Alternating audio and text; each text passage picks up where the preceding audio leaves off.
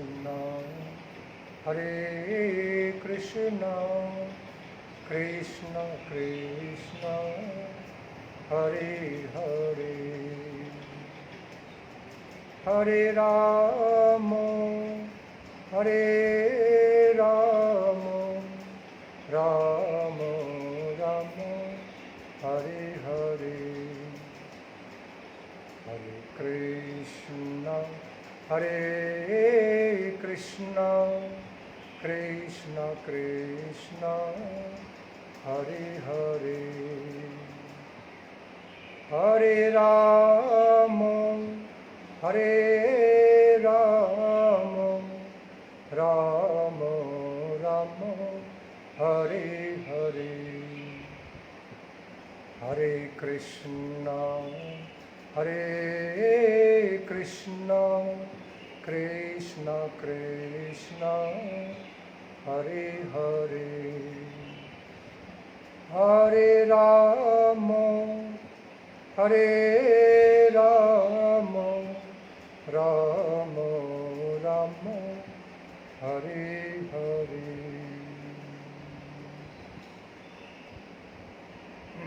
Jai Shaparikar, Sri Guru Gauranga, Gandharva, Govinda Sundara, Radha Madana Mohana Ji, Radha Govinda Deva Ji, Radha Gopinath Ji, Radha Giribhari Ji, Lakshmi Nishimha Bhagavan Ji, Lakshmi Varadeva Ji, Sila Gurudeva, Sila Guru Maharaja, Sila Prabhupada, Samasta Guru Varga, Ada Padmanam Jayasri.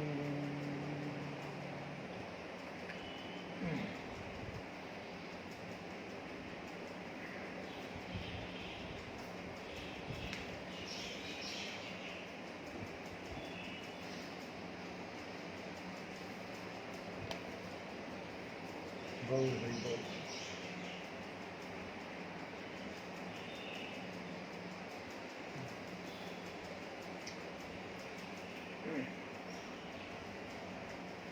So,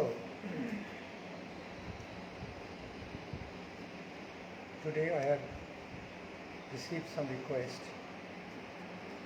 from some devotees to reflect on the topics of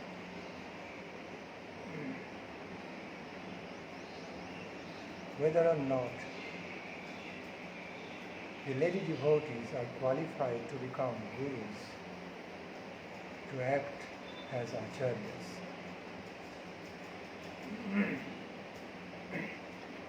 Well, I think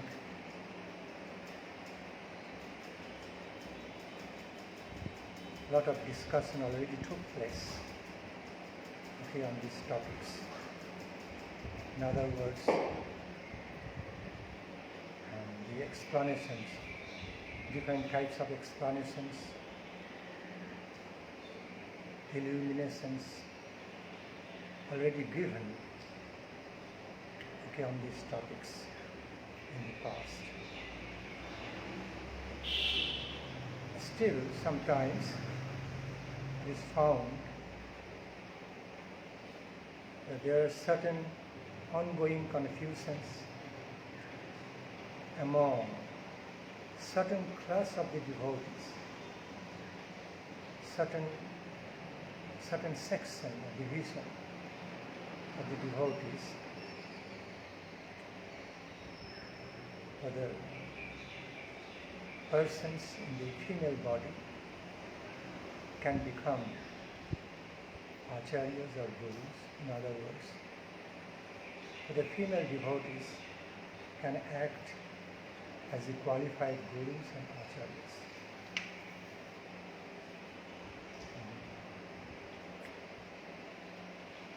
So today I am going to reflect on these topics, going to give some further illuminations on this, trying to clarify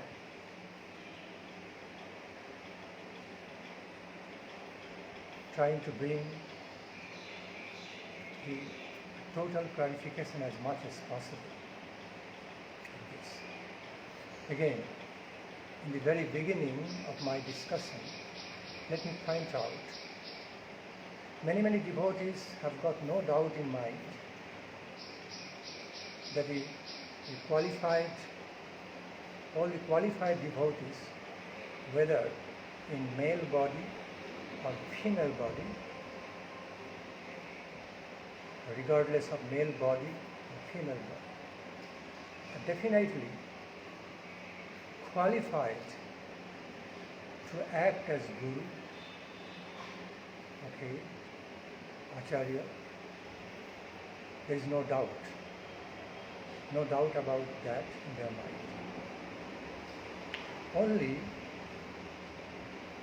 certain section of devotees have some confusion, because they see there are different kinds of situationally conditioned relative statements in the scriptures,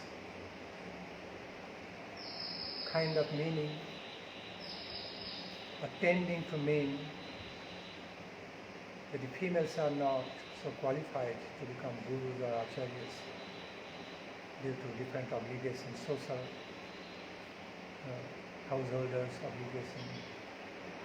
lives obligations, social obligations, and all these stuffs. But this sort of notion, this sort of tendency is very less important.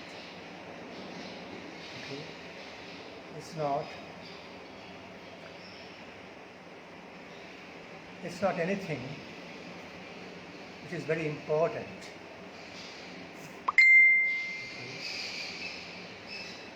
Very important to follow. What I mean, that wherever such statements have been made in a very relative, very limited statements, so it's not the essence of the Siddhanta at all, not the pure truth at all, just a very situationally conditioned saying. So all we are required to do is to accept the essence, accept the main substance, accept the holistic truth. In this regard, the holistic Siddhanta in full sense, in full harmony, harmonious conception, and just rejecting the limited concept,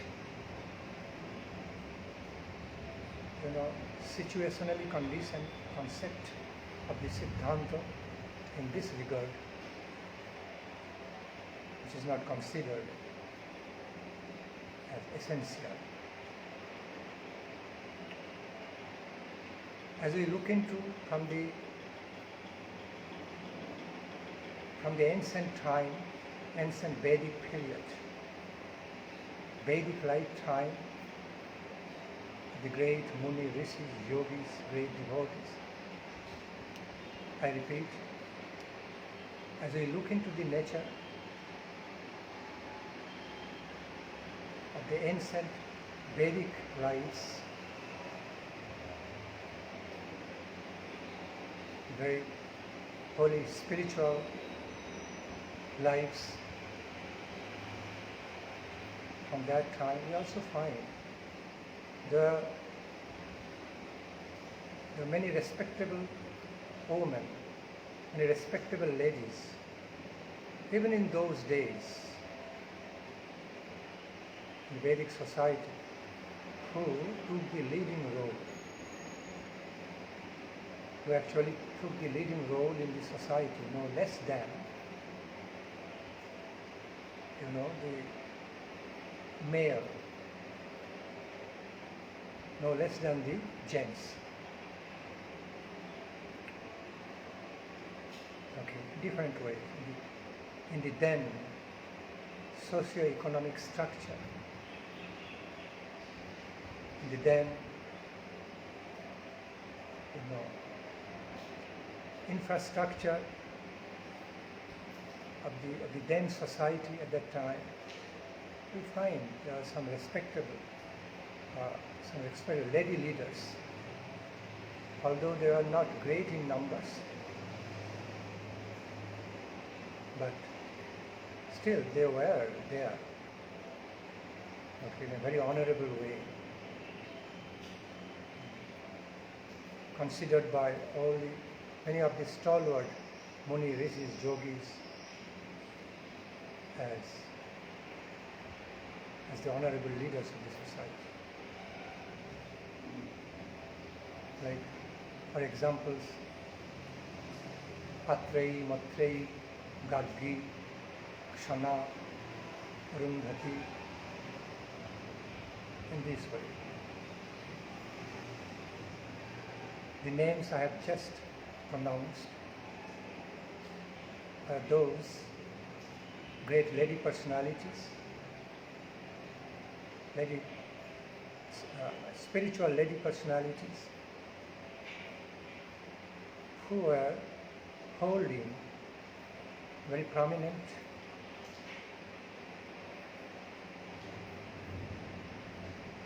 positions in the society, in other words, leading roles, leading positions of the then society. And thereafter, all through the different leelas, transcendental leelas and activities of the Supreme Lord,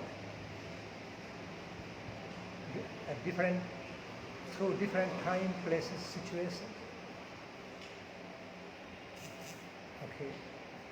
We find there have always been some special positions, special roles, vital roles of many qualified lady devotees.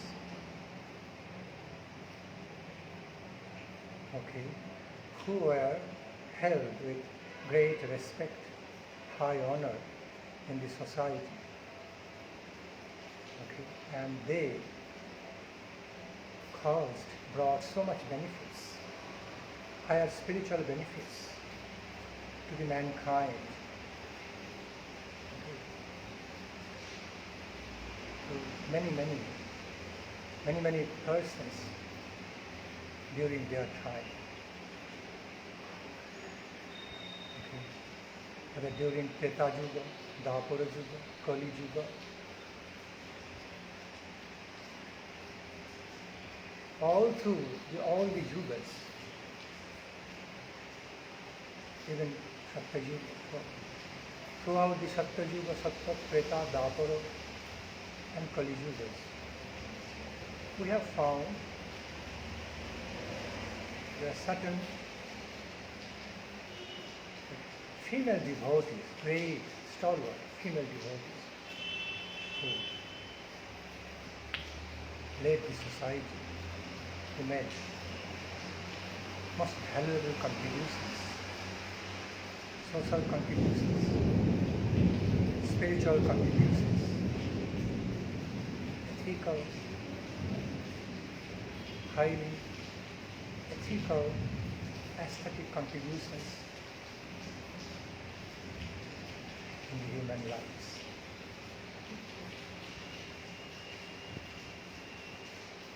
See, as we look into the Treta Yuga, Sri Sita Ramachandra,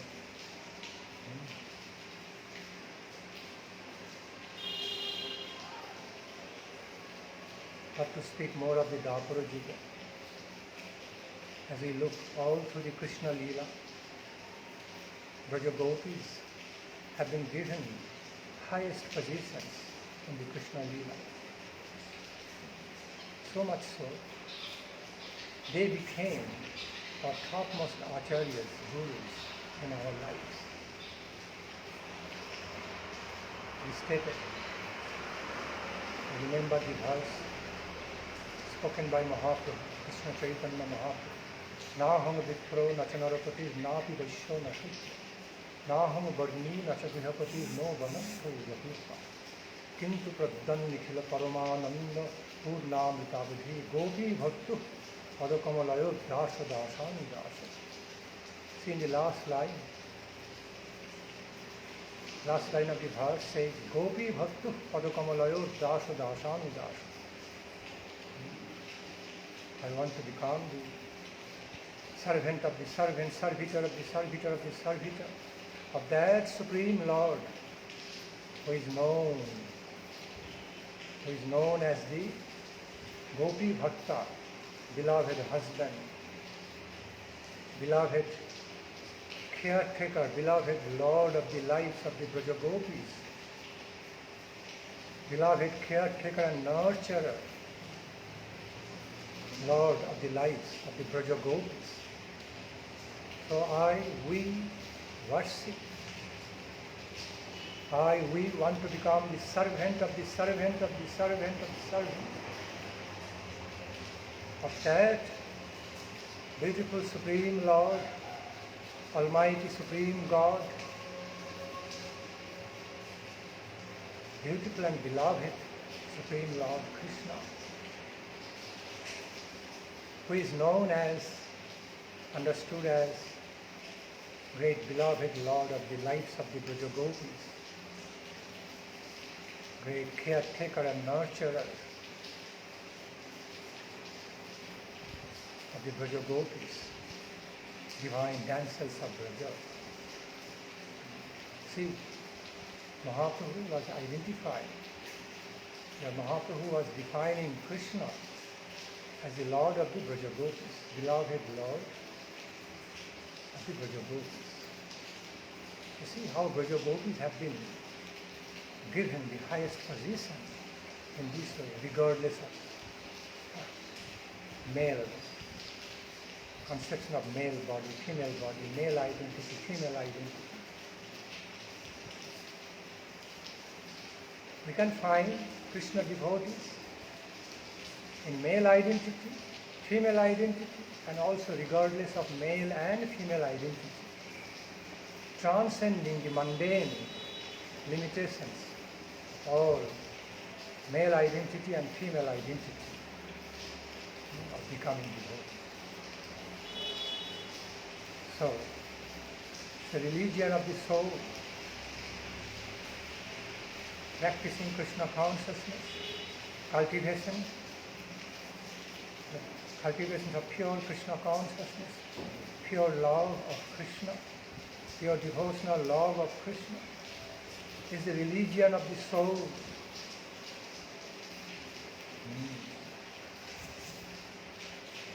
Is the treasure of the soul beyond any bodily conceptions, bodily identity. Although in the Leela of the Lords, in the Leelas of their Lordship, there are eternal male and female identities of the devotees, even on the Sarupa level, on the Sarupa Dasha, highest constitutional level, Sarupa level, there are eternal associates of Sri Radha Krishna in male form and female form, female identity and male identity, and it's eternally transcendent. But also we need to understand the pure Krishna consciousness can also be conceived, realized, practiced, cultivated, regardless of male or female identity. It is straightly, directly religion of the soul. Natural dharma of the soul. And Jiva soul means it is independent of male. limitedly, relatively male and female identity. I'm not talking about the eternal male and female identity on the Sarupa level. They are great.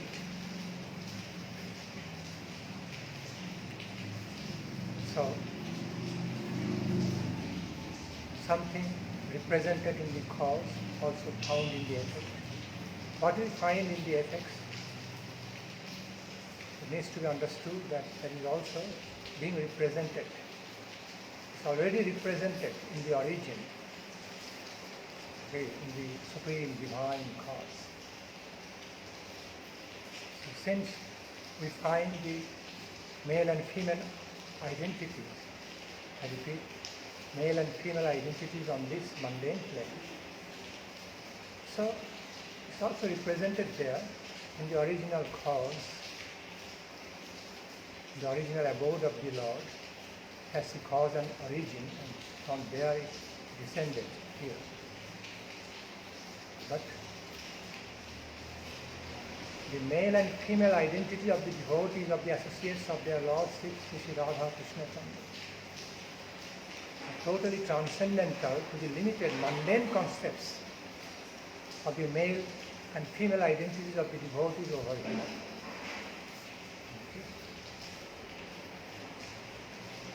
Naso Ramano Nahama Ramani Ruhu Mano Mano Bhavo Te Salaja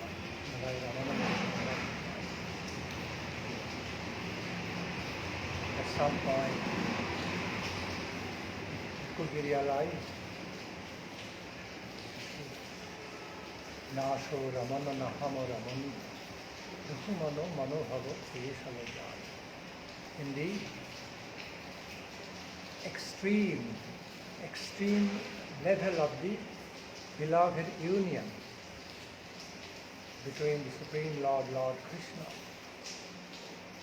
and his female associates.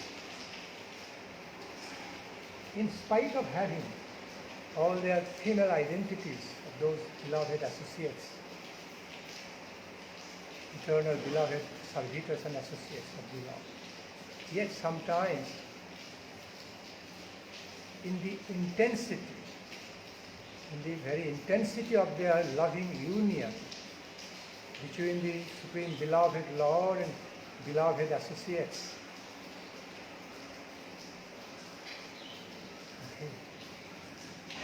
Beloved Lord and beloved servitors.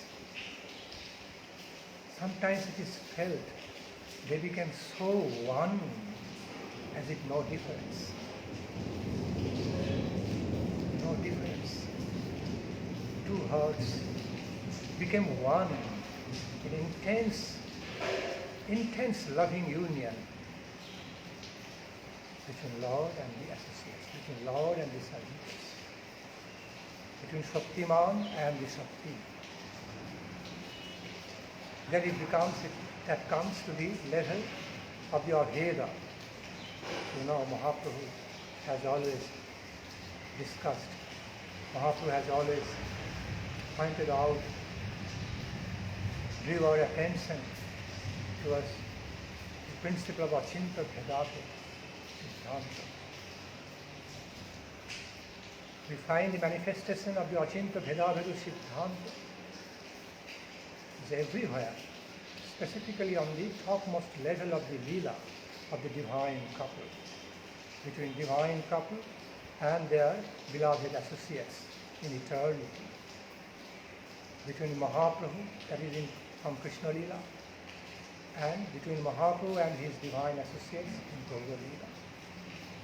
Also we find other incarnations of their lordships, between their lordships and their associates. So,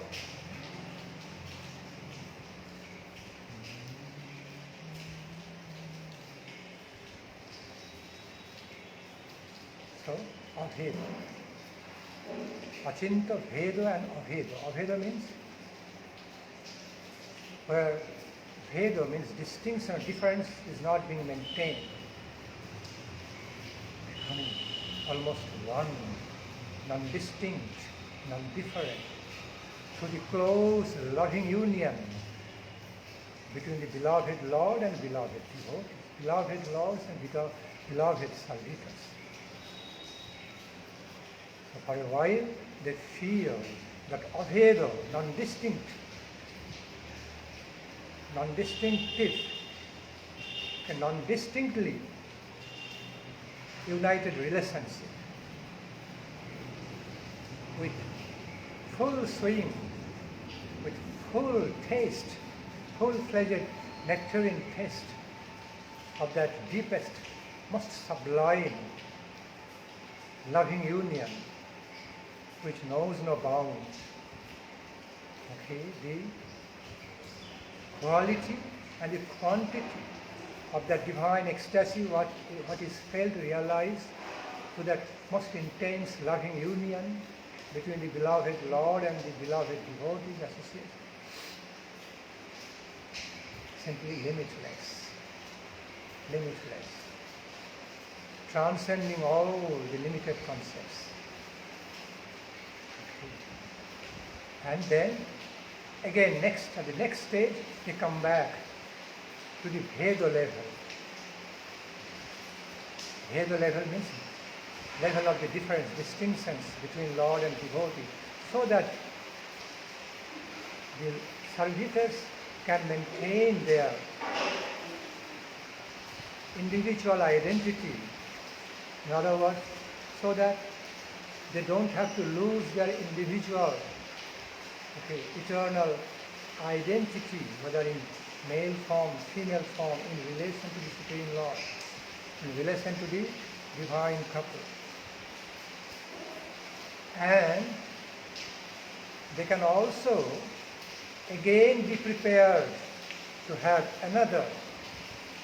another installment, next installment of intense loving union, close, intimate loving union, with their beloved Lord. Therefore, separation also required. Union and separation and union. Both are very much required, very necessary, in order to have the full-fledged taste of the nectarine taste of the nectarian relationship between their lordship, the divine couple, and their servitors, between Mahaprabhu and his servitors. So, thus, the Supreme Lord, the supremely beautiful and beloved Lord, and the supremely beautiful, beloved servitors, devotees, always enjoy, taste their relationships, ecstatically loving relationships, blissfully loving relationships between them in both ways, through Bheda and Abheda ways. And how it happens, how they become interrelated, interwoven, they become harmoniously interrelated, how they all become realized is unprecedented, infinitely,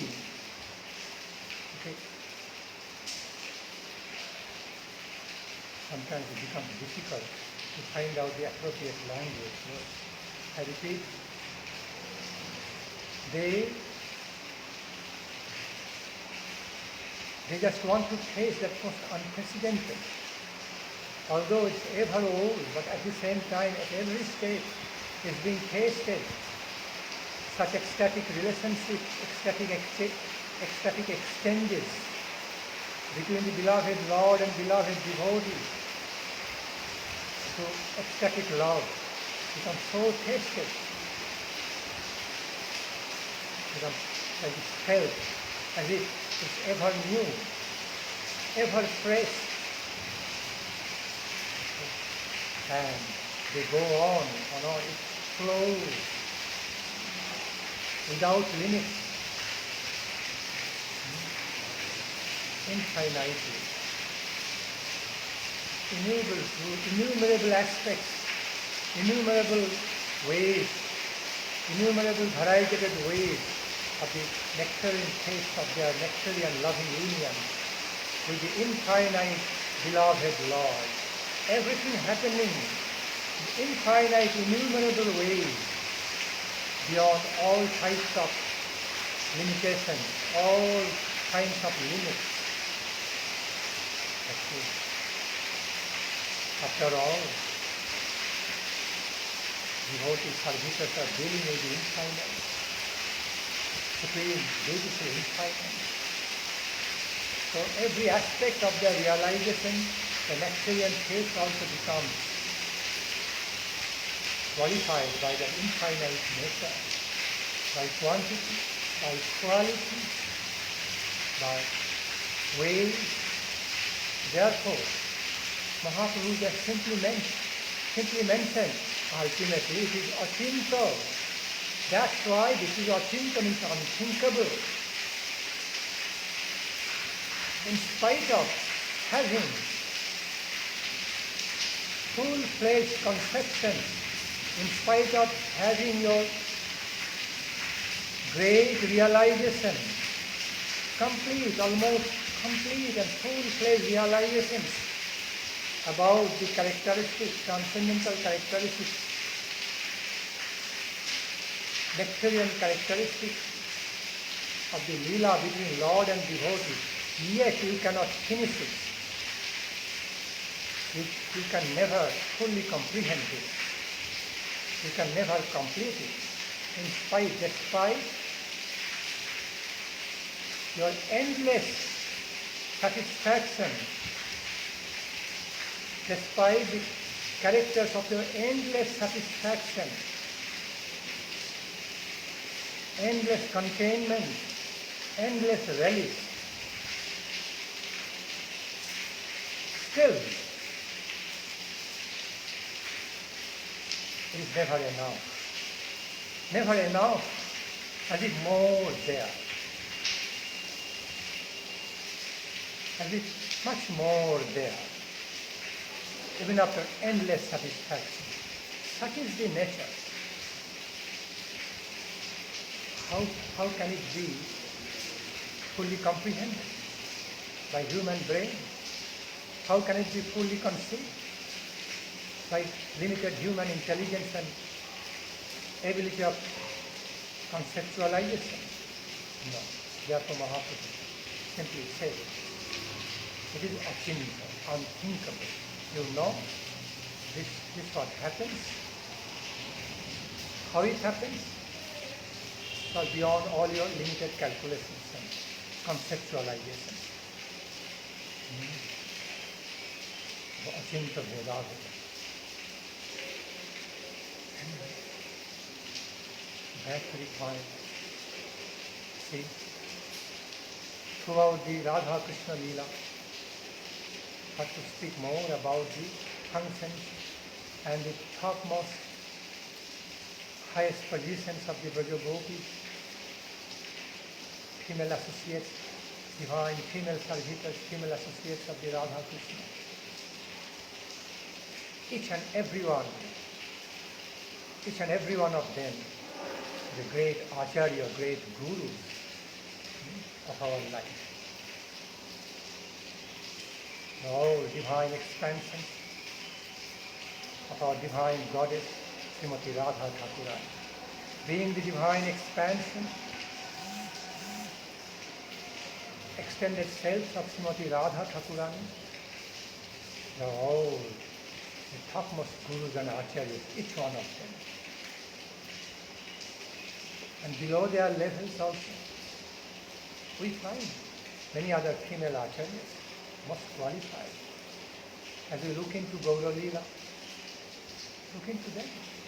Look into six Goswamis. Look into Sarup Goswami, Rai Ramananda, and other great associates like them. Although They all have male body, but inside their heart, they all identify divine female identity. Such as Rai Ramananda, as Vishakha the Sarupada, Rai Ramananda as Vishakha the Sarupada Damodara as Lolita Sri Rupa Goswami as Rupa Manjari, Sanatana Goswami. In this way, we know all the 6 Goswamis have their Manjari identity. Some of the associates of Mahaprabhu have their Sakhi identities, although outwardly they have male identity, a male constitution. They are male servitors of Mahaprabhu, but inwardly they all have divine, eternally divine female identities of the Braja. And they are all great acharyas, great gurus in our life. Now even from the ordinary level of explanation, we can find this truth. We, the devotees, are not only the worshippers of devas, but many devis are there. The spiritualists, Vedic spiritualists, not only engage in worshipping the devas, the male demigods, but also engage in worshipping many female goddesses, demigods and demigoddesses, both devas and devis. So what it says, what it proves, that devis are also given very high class, topmost positions in the world of the spirituality, in the world of spiritual cultivation, spiritual life. There cannot be any doubt about that. Our Guru Varga used to say, the female devotees are actually related to the Lakshmi. They are Lakshmi Jati. They are the race of the goddess Lakshmi. So as we worship Narayana, as we most respectfully engage in worshipping God Narayana, similar respects, reverence, similar devotion, we also engage in worshipping Mother Lakshmi. But to speak more of Srimati Radha, okay, we engage in worshipping Srimati Radha Thakurani, okay, with such a level of devotion, loving devotion, that it goes beyond any doubt that the way she receives worshipping from her devotees with the quality, intensity of loving devotion is no less than what the same devotees offer to Krishna. Offer to Krishna. Rather, many times it is more than what they offer to Krishna. Of course, I am saying it in a more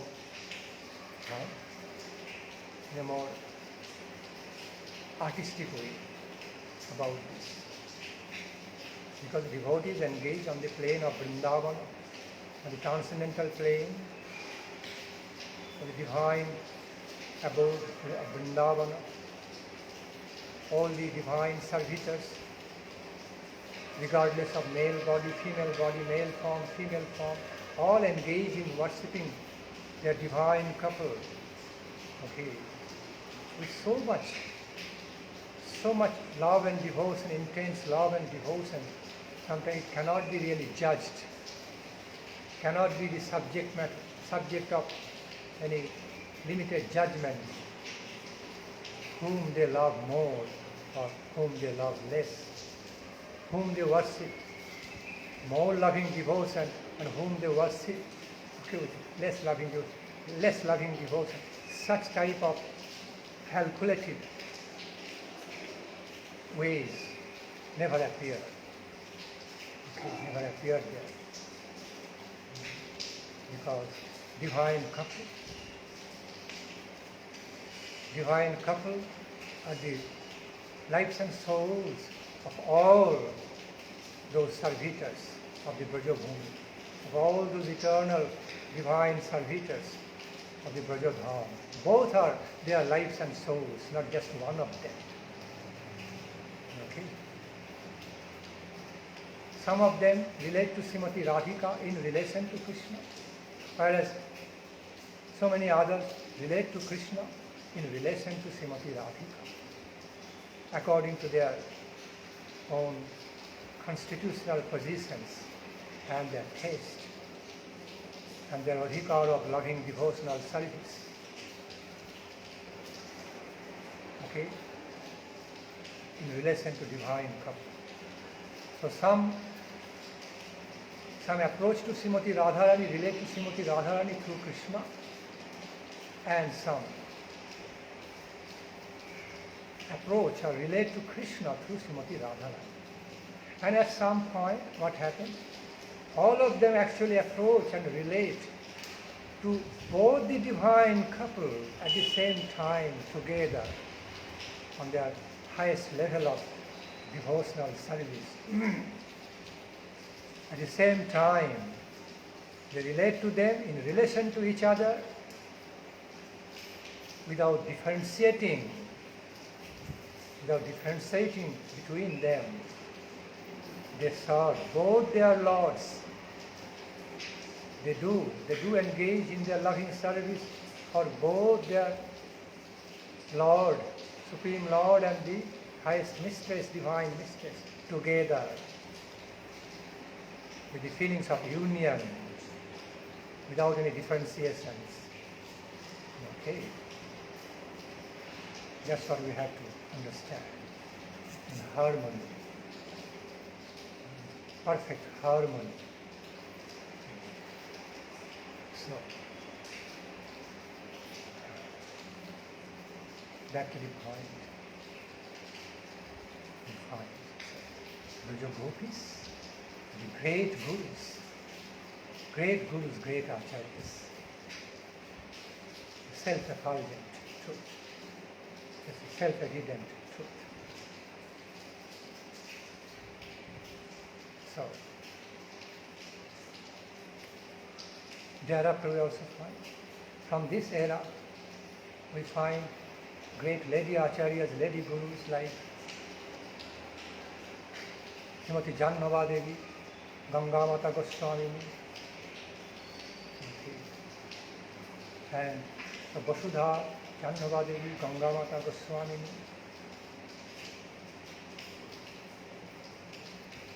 Vishnu Priya Devi, Advaita Patni, wife of Advaita Acharya Sita Thakurani, wife of Shivasa Pandit, Malini Devi. In this way, Sati Mata,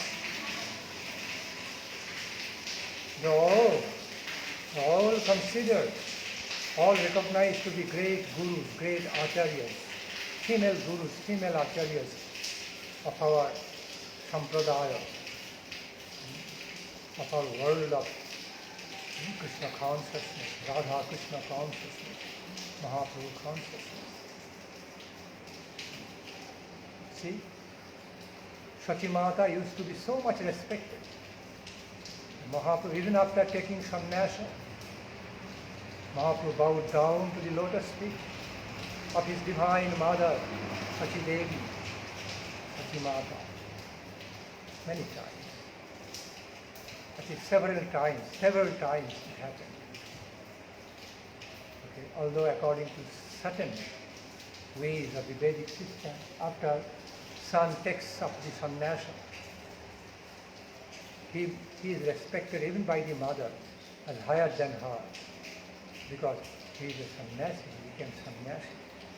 Yet Mahaprabhu set this example for a For a devoted mother, ideally devoted mother, the sannyasi should also bow down to the lotus feet. Lotus feet of that mother and take the blessings. Receive the divine grace of that mother. Lord Chaitanya set that example through his own practice. Whenever he saw his mother after sannyas, he always approached his mother so much, such a humble way. Okay, it's in such a tender, loving way, submissive way, asking for her blessings and divine grace, repeatedly asking for her grace and blessings, okay, to bestow on him, Mahaprabhu. And following in the footsteps of Mahaprabhu, or even before Mahaprabhu set that example, Sachimata was already regarded by many, many associates of Lord Chaitanya, many, many devotees at that time, as their Acharya or Guru. Even Advaita Prabhu also touched the lotus feet of Sachimata, knowing Sachimata is none other than the mother of his Lord Gauranga, his Lord Gaurahari. Even apart from Lord Gaurahari, see, look at Nityananda Prabhu, Advaita Prabhu, Sivas Pandit, Madhadhara Pandit, or Panchatattva, many other associates. As soon as they come to Sachimata, they bow down. They bow down to her. Many of them are touching the lotus feet of Sachimata, accepting her blessings on their head, accepting the feet dust of Sachimata, smearing on their head, and felt blessed. They all considered her to be great Acharya, great Guru.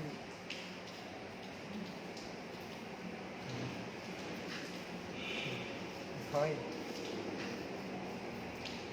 Lord Nityananda, fine examples in Lord Nityananda.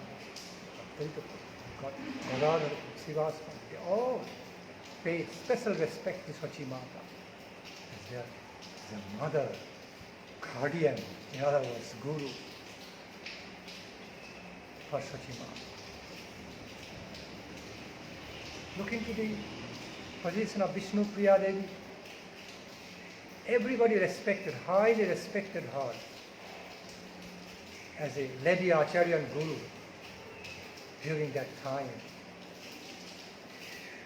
in those days. Question may arise, they didn't have disciples.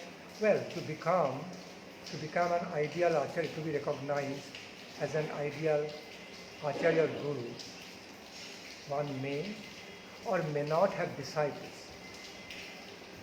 Okay?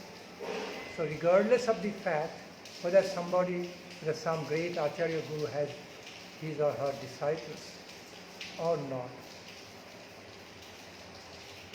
okay, it doesn't matter. In other words, a real Guru or Acharya is never defined. Not always defined, at least, not always defined by the fact whether he or she has disciples or not. Even without having any disciple, one can be a great Guru, great Acharya. I'll just clarify this point. Okay. So, Sachimata, Vishnu Priya Devi, wife of Advaita Acharya, Advaita Patni, Sita Thakurani, Sivasa Patni, wife of Sivasa Pandit Malini Devi, wife of Nityananda Prabhu, Janhavi Mata, Janhava Devi, Vasudha Devi. All great Acharyas and Gurus of their time. Not only of their time, throughout the eternal time, for all time, forever.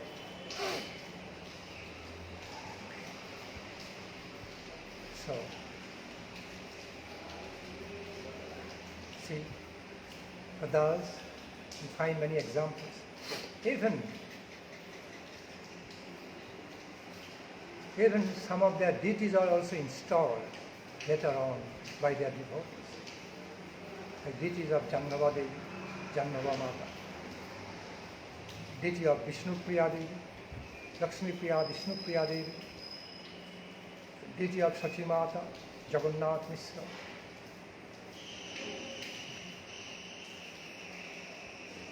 Deity of Sita Thakurani,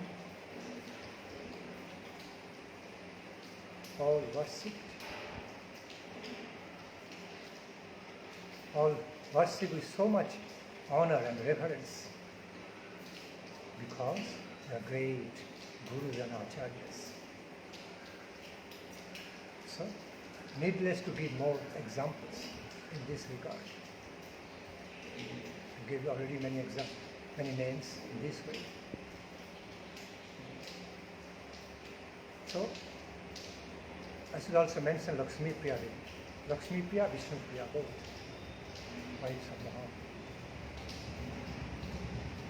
Because they are not just considered as wives. See, you have to understand. The Lakshmi Priya, Vishnu Priya Devi are not just considered only wives of Mahaprabhu or Vasudha Jannavi Devi, not just considered wife of Nityananda, Sita Thakurani, Malini Devi respectively, not just considered wife of Advaita Acharya or Sivas Pandit, but they were much more than their wives. They are greatly qualified devotees, associates of the Lord. Okay. Cannot be understood, the limited mundane concept cannot be understood. Oh, because they are wives of this, and because they have been wives of Mahaprabhu, Nityananda Prabhu, Advaita Acharya, Sivas Pandit, therefore, they were being worshipped so highly, with so much high reverence and respect. Right? That was, of course, the fact, because they were not wives of ordinary persons. They are the wives of their lordships. Mahaprabhu Nityananda Panchatattva. Okay. Except for Gadadhara. So they, I repeat, they are wives of Panchatattva, no ordinary wives. Other words, they are none other than the expansions of their potency. Expansion, Lakshmi Priya, Vishnu Priya, expansions of Mahaprabhu, Gauranga Mahaprabhu, Jannava Devi, Vasudha Devi, expansion of Lord Nityananda, Sita Thakurani, expansion of Advaita Acharya, Malini Devi, expansion of Sivasvami. Thus, they are all expansions of the divine potency of Panchatattva. Not like ordinary types of wives, but they are all in the female identity, and they are all, therefore, still they are all recognized as great acharyas, gurus, during them, all time. So many of the great male servitors, male devotees, stalwart male servitors, all bowed down to their lotus feet, to those great female acharyas, what I have just mentioned about. Okay, throughout the time. Oh, no less than they are male gurus, gurus in the male form, no less than that. As we look into the lifestyle, ways of the lives of those great lady acharyas, we find they are all very special and greatly qualified.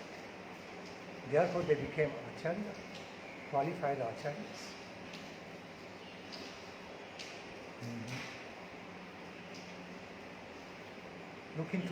Look into the life of Sachi Mata.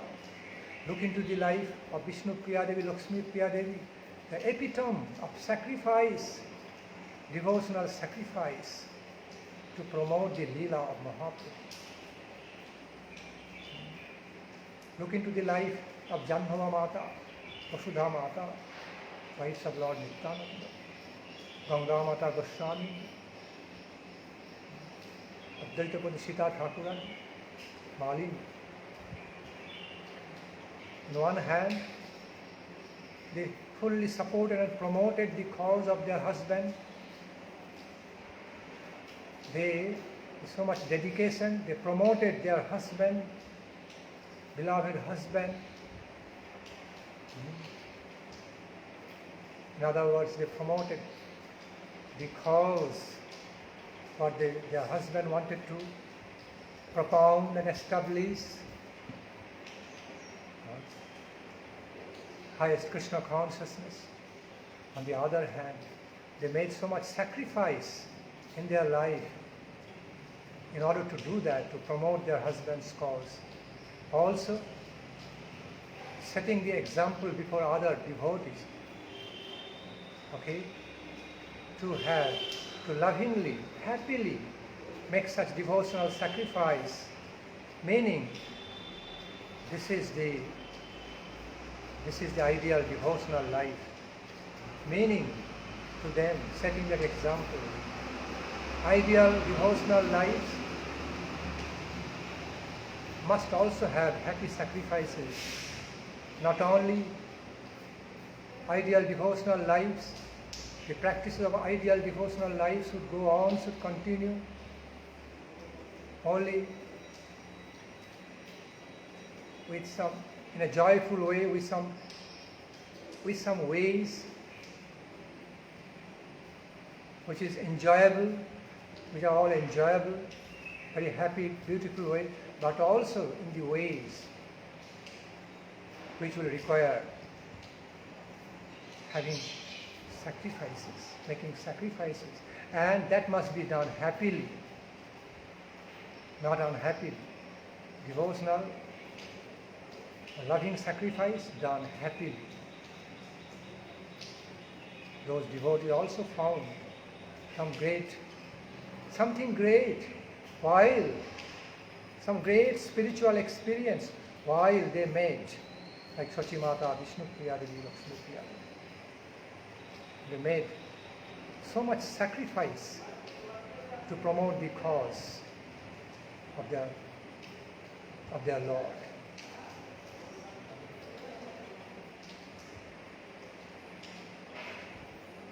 Promote the cause, Sachi Mata promoted the cause of her beloved son, Vishnu Priya, Lakshmi Priya Devi, promoted the cause of Mahaprabhu.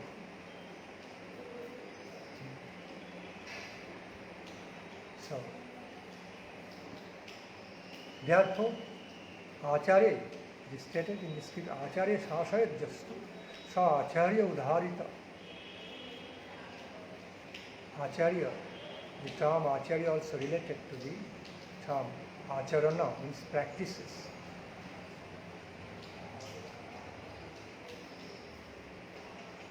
Setting everything through his or her own examples, that is practice. Whatever he or she speaks, also practices it. Practices that, cultivates that in reality, called Acharyas. Therefore, great personalities like Sachi Mata, Vishnu Priya Devi, considered to be great Acharyas. So much sacrifice. Even Nabadwip, Vasudha Devi also made some sacrifices. Devotional sacrifices for Lord Nityananda. Now, before going into the discussion about the glories of Jannava Mata, Lord Nityananda Shakti, let me explain a little bit into the life of Advaita Patni Sita Thakuran. We all know, we find description, very honorable description about wife of Advaita Acharya Sita Thakurani and also Malini Devi in Sri Chaitanya Bhagavata and Sri Chaitanya Charitamrita. Okay. Often. Okay. That Sita Thakurani was addressed as Acharya, Advaita Acharya, Advaita Prabhu was being addressed as Acharya, and Sita Thakurani often used to be addressed Acharya, Acharya Thakurani. Male Acharya, Advaita Prabhu, female Acharya, Sita Thakurani. Most honorable figure. Okay, besides Sachi Mata. And when Lord Nityananda Prabhu used to meet Sita Thakurani, or the wife of Srivasa Pandit, Malini Devi, he used to become like a child before them. He used to relate to them as his mother. They are mother figures, of course. His beloved mother. And he used to be so playful before them, like a child, very innocently playful, as a beloved child. Because he is Avadhuta character. Lord Nityananda Prabhu was Avadhuta. So often, in order to draw the special loving affection, and love from their hearts of Malini Devi, Sita Thakurani, Lord Nityananda Prabhu used to be very playful, like a child, just to extract, receive more affection, motherly love and affection from them.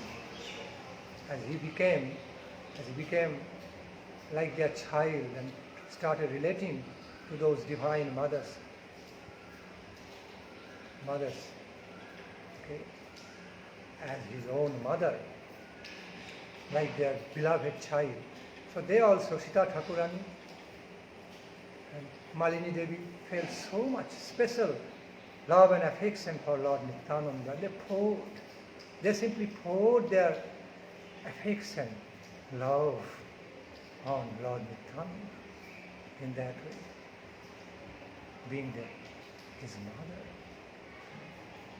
Sriman Mahaprabhu also often related to Sita Thakurani like his own mother, also Malini Devi. And there are some beautiful pastimes also how Lord Nityananda, especially how Lord Nityananda related to Sita Thakurani and Malini Devi. And Advaita Acharya, Srivasa Pandit used to relish ways of Lord Nityananda in relation to their wives. Great Acharyas. See, Lord Nityananda in one hand, great Acharya, great Guru, Guru Tattva. On the other hand, the same Guru Tattva, same great Guru Tattva, now relating to Sita Thakurani, Malini Devi, Sachi Mata, Vishnu Priya Devi, Srimati Vishnu Priya Devi. Okay. Like as he is superior, especially Sachi Mata, Sita Thakurani, Malini Devi, as his own superior, the great Guru, the topmost Guru Tattva, now relating to them even as his Guru, mother figure, his guardian, Sita Thakurani, Malini Devi, Sachi Mata. Thus, they are all greatly recognized by great Guru Tattva Nityananda to be great Acharyas, female Acharyas.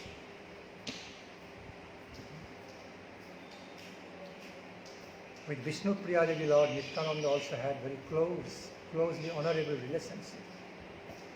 Lord Nityananda as Vishnu Priya Devi also regarded Lord Nityananda to be to be as Guru, as Acharya, great Acharya and Guru in relation to Mahaprabhu. In a similar way, Lord Nityananda also related to Vishnupriya Devi as Acharya, great Acharya, being the expansion of his Lord Gaura Hari, being the beloved wife of his Lord Gaura Hari. Lord Nityananda also related to Vishnupriya Devi in that way as very special ways, as some special Acharya Thakur. So, all Achinta Bheda Bheda. Gaura Hari Bol, Nitai Gaura Hari Bol. So, the other day I found some request. Other day I found in past, in recent WVA meeting, they fixed their subject matter of discussion as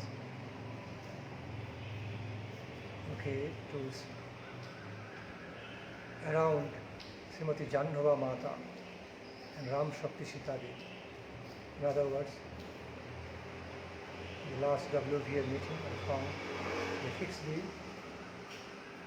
subject matter of the topics of discussion as glorification, engaging in glorification of Janhava Mata and Ram Shakti Sita Devi. Because their timing and my timing were not matching, so I could not be present. But today I would also like to touch some points about the glories, into the glories of Janhava Mata. Vasudha Devi, the time permits, Lord Nityananda's wife and great gurus. You know, in one hand, Janhava Devi, Janhava Mata, was the most beautiful, beloved wife of Lord Nityananda, both of them. You know, Vasudha and Janhava Devi are the daughters of Surjadas Pandit, Surjadas Sarkher, the elder brother of Sri Gauridas Pandit.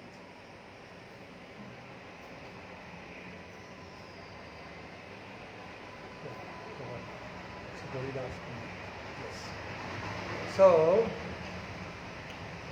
yes, he was the elder brother of Gauridas Pandit. So at some point, both the brothers, Surjadas Pandit, Gauridas Pandit, started living in Ambika Kalna together, engaged in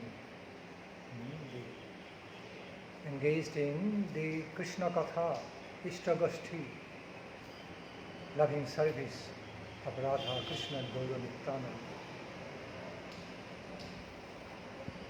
As they were great servitors of Sri Radha Krishna, in a similar way, they were also great servitors. Gauridas Pandit and Surjadas Pandit, great servitors of Gaura Nityananda.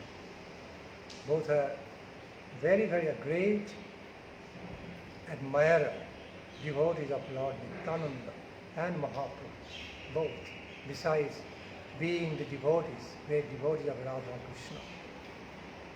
So,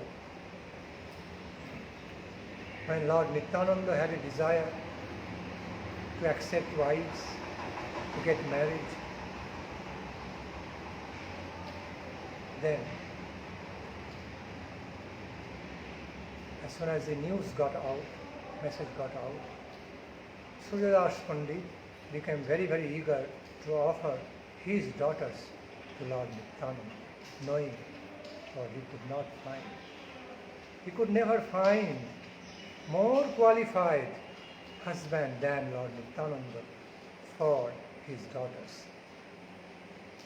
So, at some point, he earnestly requested Lord Nityananda, and Surjadas Pandit earnestly requested Lord Nityananda to accept both his daughters as his wife. Lord Nityananda fulfilled that desire, his desire, and eventually got married with both of his daughters, accepted them as his wives. Sometimes question arises. Lord Nityananda used to live a more renounced life before Avadhuta. Why he decided to get married? Answer is this: in order to bring special benefits to then human society, all mankind, Lord Nityananda Prabhu decided to look like them, to accept householder asrama, householder lifestyle, in order to look like one of them, one of the common people of the society, so that he could easily approach them,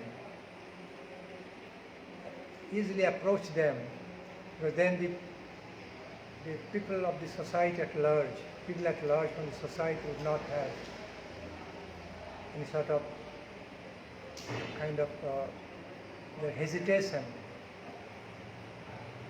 to maintain some honorable distance with a sannyasi.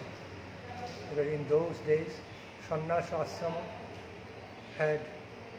always had very high honor. So people would be revering the sannyasi. There would always be some reverential distance maintained. So people might not feel very easy all the time. People didn't feel very easy all the time to relate to the great sannyasi guru. Okay, very frankly, in a friendly way, opening their mind and heart, because they used to have so much reverence for the sannyasas from sannyasis. When Lord Nityananda Prabhu found it may not be so necessary for him to maintain sannyasa life, avadhuta life, people would be feeling some uneasiness, they may feel some discomfort, reverential distance to relate to him. At some point he decided to accept the householder life in order to look similar like them with other householders. In that way, thereafter, after getting into married life, he approached to all the people of the society, householder people. Now, most of the people in the society are householders, all householders.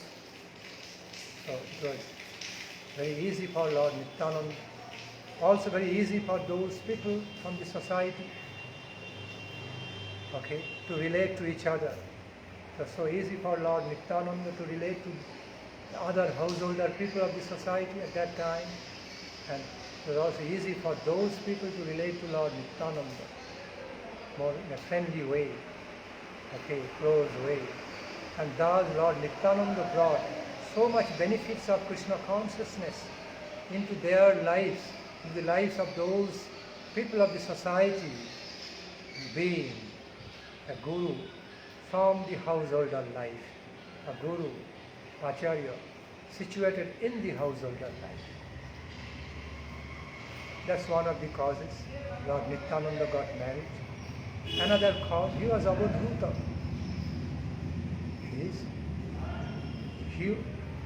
He was of avadhuta character. So he was never bound.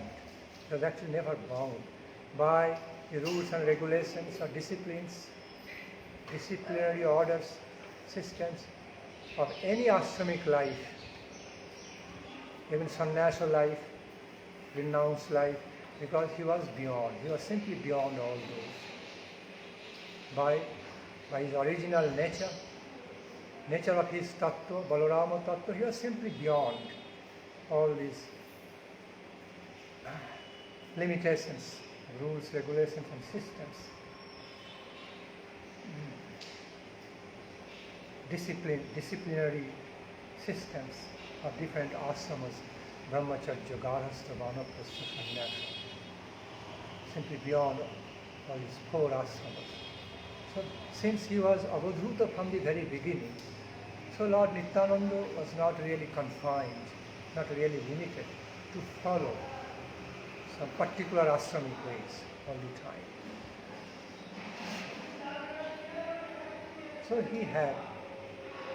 he had that special qualification, okay, to switch from one asrama into another, the way he felt like, the way he realized to be correct, to be proper, to be more appropriate in the service, to promote the service of his Lord Gaurahari, to promote the cause, okay, of his Lord Gaurahari, what Gaurahari entrusted, what special responsibility of preaching Krishna consciousness, benefiting all the people of the society with Krishna consciousness. See, Lord Gaurahari entrusted with him. So he just wanted to fulfill that cause. And he found, if he looked like as one of the householder devotees, then it would be easy for him and easy for others to approach him. So he decided in that. And also to leave another cause, he wanted to create, manifest the next great female Acharya in his pure dhara, pure devotional line, pure line of devotional love of Lord Gaurahari. Not only loving devotion of Radha Krishna, but also loving devotion, life of loving devotion for his Lord Gaurahari. And he wanted to, Lord Nityananda also wanted to live his successor that way. And Jannava Mata, Vasudha Mata, both are next successors of Lord Nityananda. He prepared them during his time. Lord Nityananda prepared them during his lifetime, and after Lord Nityananda withdrew his manifest pastimes from this world, then Jannava Mata, Vasudha Mata also, specifically Jannava Mata, continued with the lineage, with the pure flow of Nityananda Dhara, Nityananda Bhakti Dhara, Krishna, Radha Krishna Prema Dhara, Gaura Prema Dhara, pure line, pure flow of the pure devotion, love, pure love of Radha Krishna, Gaurahari. And thereby she manifested as one of the great exalted lady acharyas, being the successor of Lord Nityananda, Jannava Mata. So in one hand, as she was a beloved wife, beautiful and beloved wife of Lord Nityananda, Vasudha Jannavi, both are beloved wives of Lord Nityananda, thus engaged in loving service to their beloved husband. Okay. On the other hand, Vasudha Jannava Mata were considered as direct expansions of Lord Nityananda energy, Nityananda potency, Nityananda Shakti. Therefore, both of them, Vasudha Jannava Mata, they both are worshipped as Nityananda Shakti, none different from Lord Nityananda, none different from Lord Nityananda, Nityananda's potency. And so thereafter, specifically Jannava Devi continued traveling not only through Gaura Mandala, but also through Braja Mandala, and inspiring many devotees of Mahaprabhu Radha Krishna, further, inspiring them all further, okay, in deeper, higher, loving devotional engagement, loving devotional service to Krishna. She was a great preacher, of her time. I repeat, she was a great preacher, great propagator of the divine message of Lord Nityananda and Gauranga, Gaura Nityananda. Messages of Radha Krishna. You know, the great acharyas of that time, the great acharyas of all time, such as Narottam Das Thakur, Narottam Das Thakur, Shyamananda Prabhu, Srinivas Pandita, all became so respectful. All became so respectful, so submissive to Jannava Devi. See, Narottama, Shyamananda, Srinivas Acharya, they are already great acharyas in those at that time, okay, who are engaged in extensive preaching activities of Krishna consciousness all over the India, different parts of the India, extensively. They actually accepted many disciples at that time to fulfill the mission of Lord Gaura Nityananda.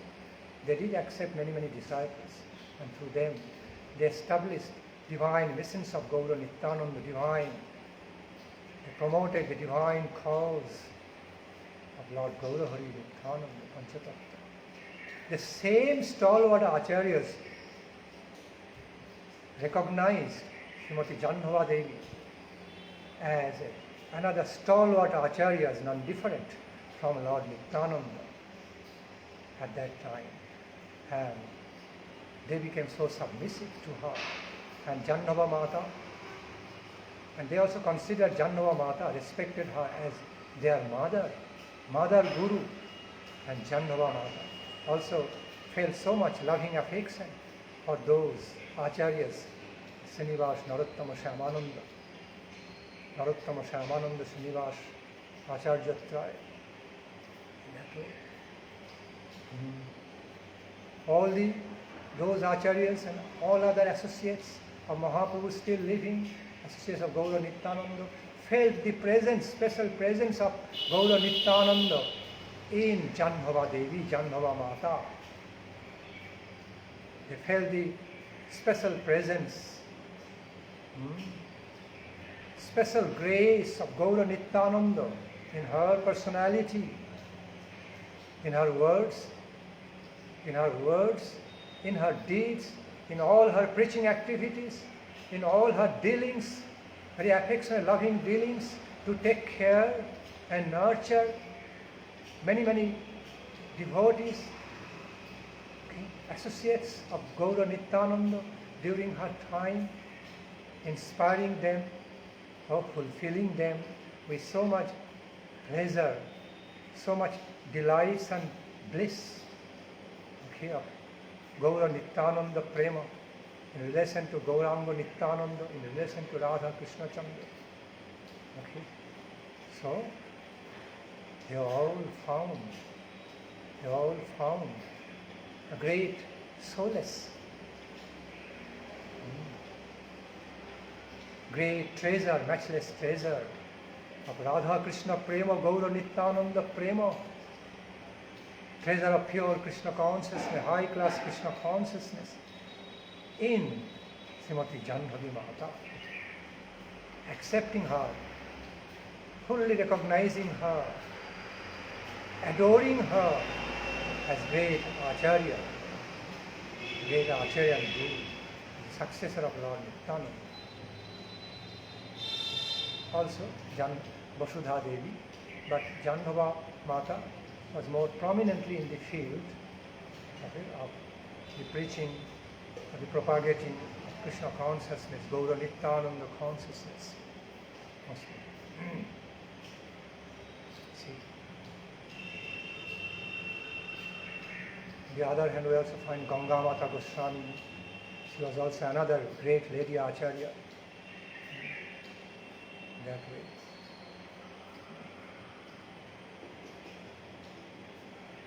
Then also, it was Ram Shakti Sita Devi is also, now time is limited.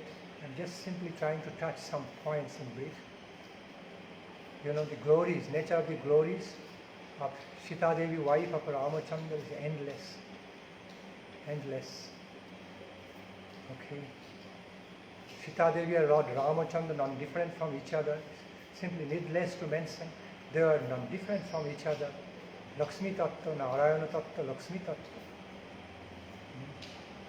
Again, they had same Achinta Bheda-Bhed relationship. Okay. We cannot imagine of worshipping Lord Ramachandra without worshipping Sita Devi, his beloved most wife. We cannot also imagine worshipping Sita Devi without worshipping Lord Ramachandra, her beloved husband. So, Sita Devi, in other words, Sita Devi was the beloved queen, not just beloved wife, beloved queen of great king, Emperor Ramachandra, whereas Lord Ramachandra was the beloved husband, king and lord of Sita Devi. That was the nature of relationship, needless to mention further. So, none other than Narayana, Sita Ramachandra means none other than Lakshmi Narayana. Every devotee knows about it. So, time is limited. If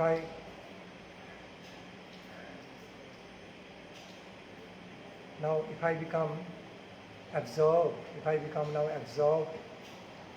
in speaking the glories of Sita Devi, I will go on for another 1 hour. So I'm thinking what to do. Now I see it's going to be time for evening Arati now. In the main temple, Samadhi temple, it's time for the Arati. Okay, so I have to stay very brief. Okay, let me touch on one point of question often asked by some devotees or some people misunderstanding Lord Ramachandra in relation to Sita Devi. They think Lord Ramachandra actually mistreated his queen, okay, Sita Devi. You know, he mistreated in some way upon hearing some words from some of the subjects of his kingdom. Okay, how could he do it? Lord Ramachandra did not always do proper justice on his beloved wife. How could he do that? Strong misconception is there around Lord Ramachandra in relation to Sita Devi. I just briefly want to point out those people, those persons who have this misconception about Lord Rama, how treating Sita Devi, kind of mistreating her. If Sita Devi came to know about this, that they are not having good idea, okay, good feelings about her husband, ideal husband, Lord Rama, then she would be greatly displeased in the first place. Who are you all to judge my husband, judge my beloved husband, my Lord, about how he is treating me? Who are you to judge about it? Okay, and misconceive, misunderstand my husband. Whatever he did in relation to me was very, very fine. I was happy with that, although I was in separation. I was absorbed. I had to take great pain of separation from my husband, but there was a purpose. There was some specific purpose that he had to do that. Okay. So, whatever he decided was very right, and I was satisfied with that. I honored that decision of Lord Rama. Who are you all, okay, to judge about how my husband treated me, okay, with your misunderstandings? It's all very, very fine with me. Okay, so Sita Devi in the first place would be very displeased. Okay. So those who tried to do some favor to Sita Devi in that way, by speaking in favor of Sita Devi, kind of against Ramachandra, oh, they just defeated the whole purpose. Because they were simply, then they would become the subject of so much displeasure of Sita Devi. In other words, Sita Devi would be so displeased. They would displease Sita Devi in order to do favor to her. So, this is something they have to understand. In order to do favor, make some statement in favor of Sita Devi, they were actually defeating the whole purpose, actually displeasing Sita Devi, dishonoring her husband, means dishonoring her straight away. They had no qualification to judge. Now, from the stand of the reasoning, why Ramachandra did it? Because he wanted to establish a very, very noble example of sacrifice, a total sacrifice, okay, for the subjects of his kingdom. Even set such example, even some ordinary subjects of my kingdom expressed any doubt about my wife, about the queen of Ayodhya. Yet it was my Raja Dharma, okay, as a king from a very neutral stand, if I have to do justice from a very neutral stand, beyond, rising above my relationship, that because she was my wife, so that the subjects of my kingdom could not feel that I was being partial, that Ramachandra was doing partiality in relation to Sita Devi, because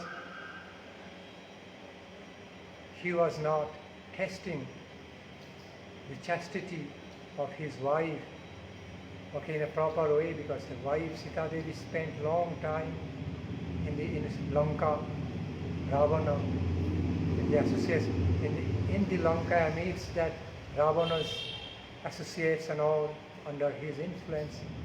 So she spent a long time in Lanka. So she should be tested that way.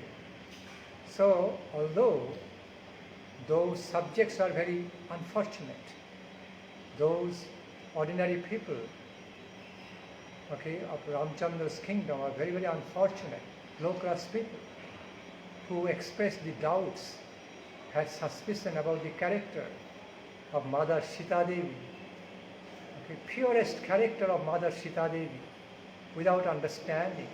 She was none other than Lakshmi Tattva. Lakshmi Tattva. Ravan could not have any influence over that Lakshmi Devi, goddess Lakshmi.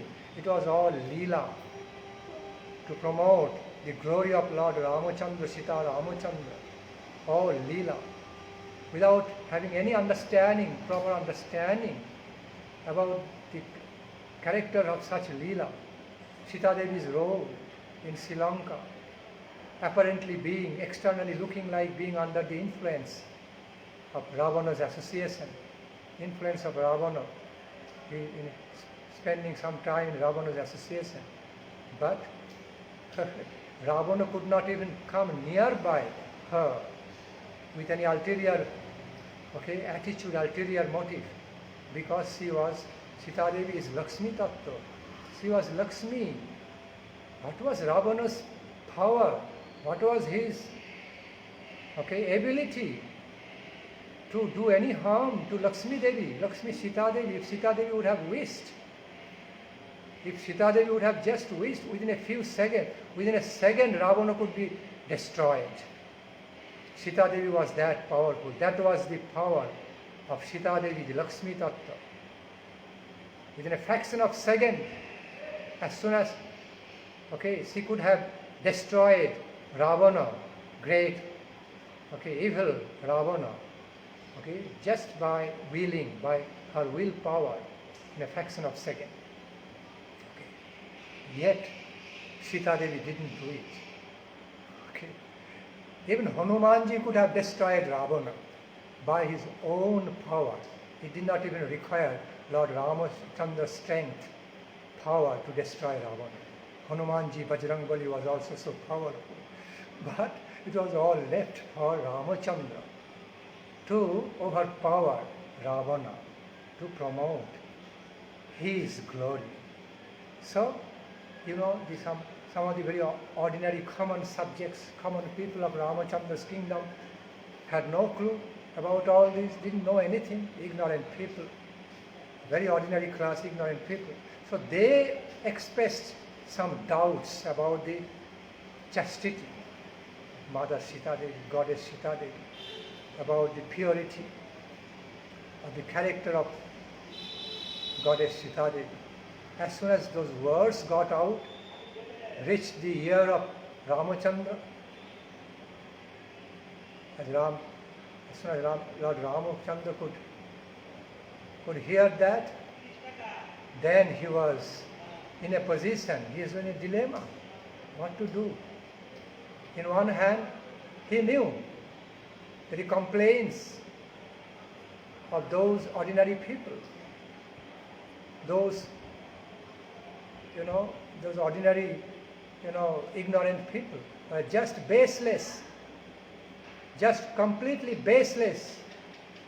Okay, actually they were committing some offense. Okay, at the lotus feet of Mother Sita Devi, Goddess Sita Devi, by questioning her chastity, by questioning her character. Okay, so they were, although Ramachandra understood, Lord Rama understood, those people were unfortunate, very, very ignorant. Yet, he felt like he had to do Raja Dharma. He was a king and he had to deal with the matter from a very neutral stand. And he wanted to set an example. Even if some very ordinary people of my kingdom, or most ordinary common subjects of my kingdom, raises some question, some doubt, as a king from a neutral stand who is committed to give some justice to everyone from a neutral stand, cannot just simply ignore those complaints from common subjects, common people, even though they are wrong. But as a king from a neutral stand, he had some duty to respect, to value, to pay some attention to the words, even the very ordinary people of his kingdom, and make them understand that their king was going to make some inspection, do some justice, make some inspection about this, do something to clear off their doubts, what they raised, what the questions. Although in heart Ramachandra knew, many associates, all the ministers and many associates, servitors of Lord Rama, all knew his totally baseless complaints. Yet Lord Ramachandra wanted to set up a great example, unique example of becoming a king of all the subjects, of all the ordinary people of his kingdom, and to be neutral about it, to take a neutral stand and value their words, value their questions, instead of simply ignoring it. Although Ramachandra knew they are very offensive and wrong, yet Lord Rama made such a sacrifice in order to become an ideal king, a sacrificing king who was ready to make some sacrifice even for the most ordinary common people of his kingdom, paying some value to their questions, to their complaints, and taking up a neutral stand of an ideal king, even trying to judge, his own purest wife from a neutral stand, setting an example. He was the king for all. He could not be partial. He was not going to be partial in relation to his wife Sita Devi because she was his wife. because she was the queen of Ayodhya. Then those subjects would feel, those ordinary, this ignorant people would think, oh, because Sita Devi was none other than Lord Rama's wife, so that's why he became so partial. He could not take a neutral stand of justice. He could not make any investigation or inspection into the character of Sita Devi, did not want her, did not put her into any kind of test because she was his wife. Our king becoming partial, very partial in his judgment, okay, and doesn't value our questions, our complaints, our questions. Oh, so how can he become the king of all of us, who cannot even be impartial in her stand of justice, judgment? So, therefore, even with great pain and great sacrifice, Lord Rama had to send his wife Sita Devi in kind of exile.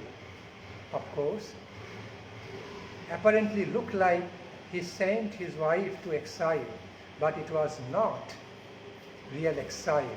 It was none other than, that place was none other than the Asrama of Valmiki Muni. So Lord Rama did not send his wife to any bad place or any place where Sita Devi would remain unprotected or uncared. Sita Devi would be in great trouble or difficulties, with great discomfort. No. Okay. The place Ramachandra chose for Sita Devi to live, the place Lord Ramachandra chose to send away Sita Devi to, was none other than the Asrama, beautiful Asrama of Valmiki Muni, where Sita Devi lived her lives, okay, a very beautiful, very happily, beautiful way, with under great peace and happiness, under the great protective guardianship, very protective and caring guardianship of Valmiki Rishi, great author of Ramayana, okay, great Valmiki Rishi, who was so affectionate, and lovingly caring for all the time about Sita Devi. And eventually she also gave birth of 2 twins, Lord Kusha, over there in the Asrama of Valmiki Rishi, Valmiki Muni. So, Sita Devi, the divine wife of Lord Rama, beloved queen of the heart of Lord Rama, was actually living very nicely, okay, under the great loving care and guidance, shelter of Valmiki Muni in his asrama. So those who feel, those ordinarily critic people who tend to criticize, or who actually criticize or try, Lord Rama is actually beyond all kinds of criticisms.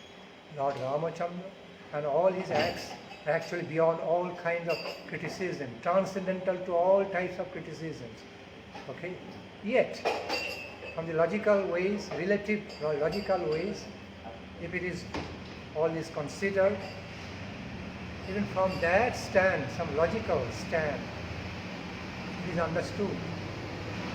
Those who want to, I go back to the point. Those who want to criticize, try to criticize Lord Rama, that he sent away his queen, Sita Devi, to some exile, to some jungle, forest.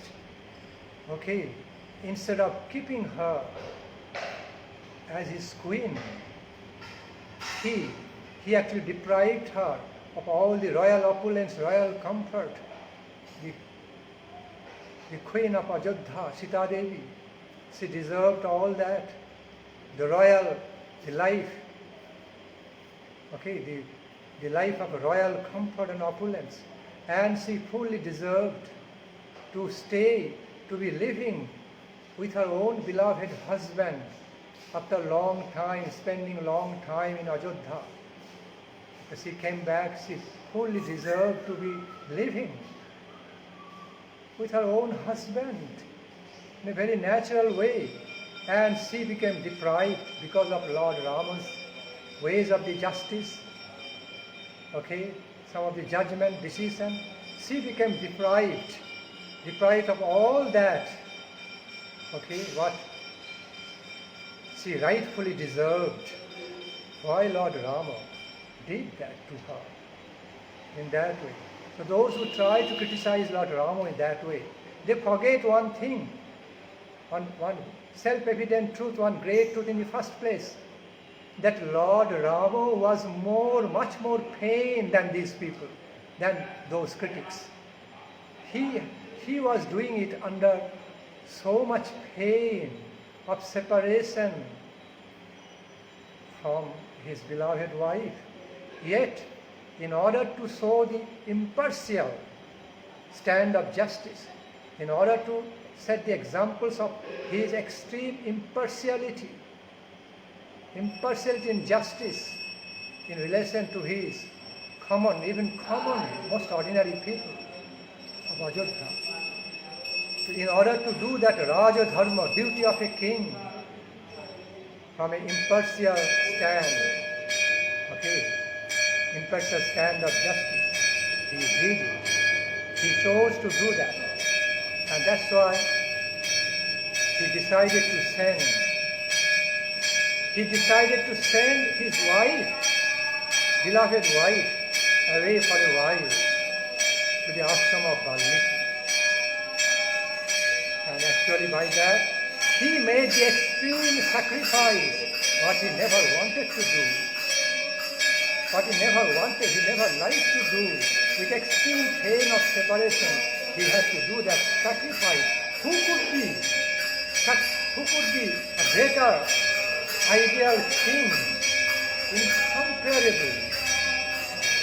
Who can be such an ideal king with so much incomparable sacrifice, personal sacrifice of his life, other than Lord Ramachandra?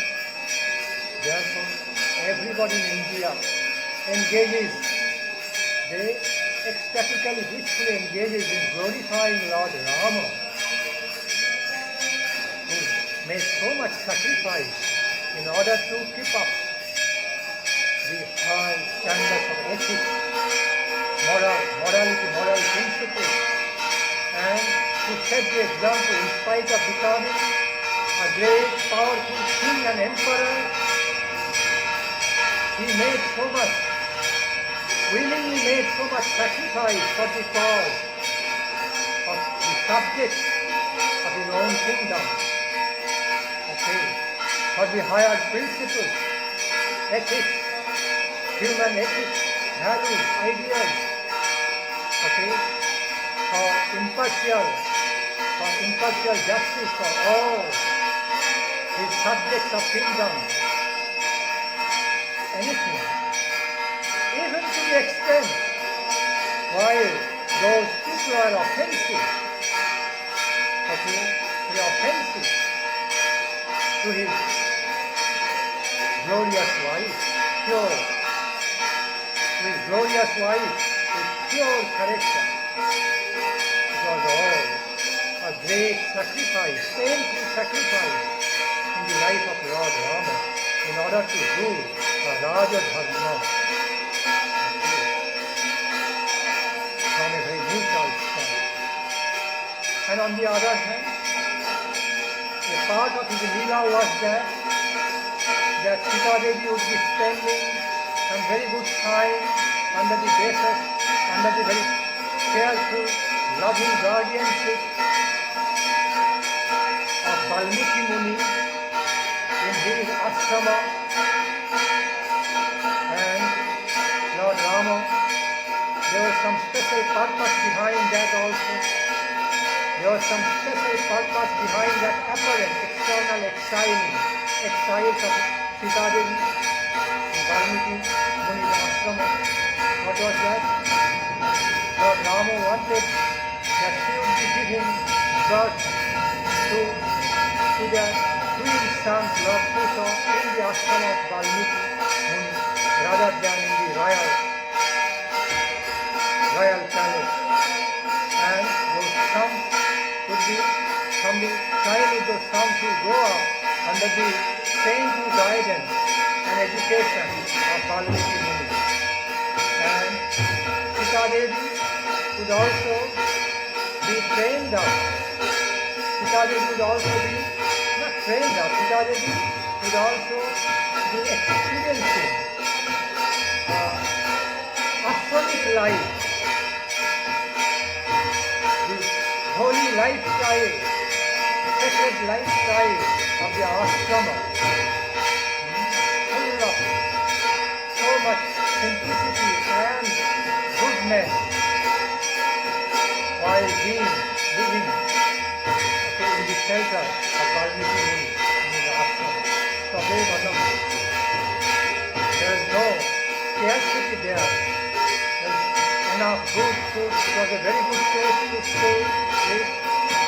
So much, enough good food, full of fruits and prasadam, full of natural resources in that ashrama. In no way Sita Devi had to spend a austere life over there in the ashrama. So those critics who think Sita Devi was actually left under some austere situation, austere condition in the ashrama of Valmiki Muni, they are all wrong in the very first place. Sita Devi was blessed with a very good lifestyle over there, a very nice lifestyle, being under the most lovingly caring guardianship of saintly Father Valmiki. He was so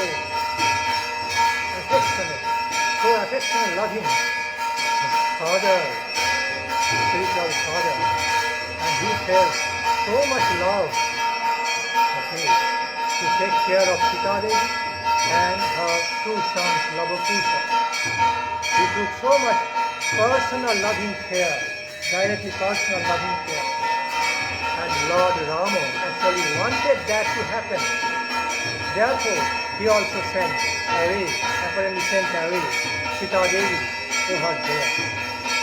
Although it was a great sacrifice for Lord Rama to send away Sita Devi, and also it was a great painful sacrifice for Sita Devi, beloved wife of Lord Rama, queen of the heart of Lord Rama. Painful sacrifice to be there.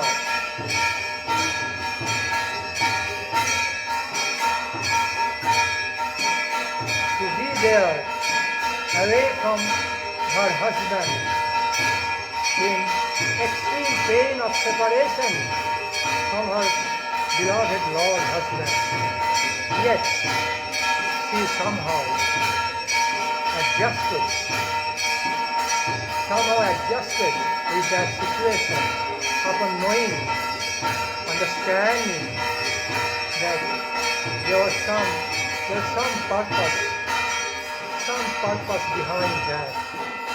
In spite of loving her so much, in spite of having unlimited love for her so much, her husband had to take this decision in that way, which was also so equally painful for the husband, Lord Rama.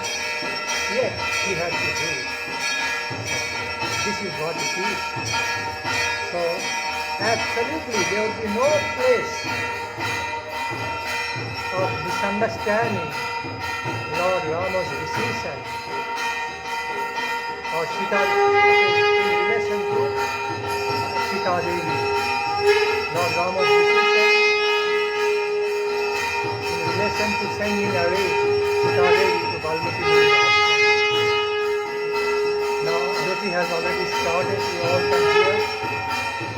I humbly remain, put rest to my Harikatha of the day. Hare Krishna. Jai Sita Ramachandra Bhagavan ki jai. Jai Sri Jannavi Mata Vasudha Mata Nityananda Prabhu ki jai. Harinam Sankirtan ki jai. Sri Guru Gauranga Gandharva Govinda Sundar Radha Madan Mohan Radha Govinda Dev Radha Gopinath Jiu ki jai. Sri Gurudev Guru Maharaj Srila Prabhupada Guru Varga ki jai. Samasta Guru Varga ki jai. Gautamanandi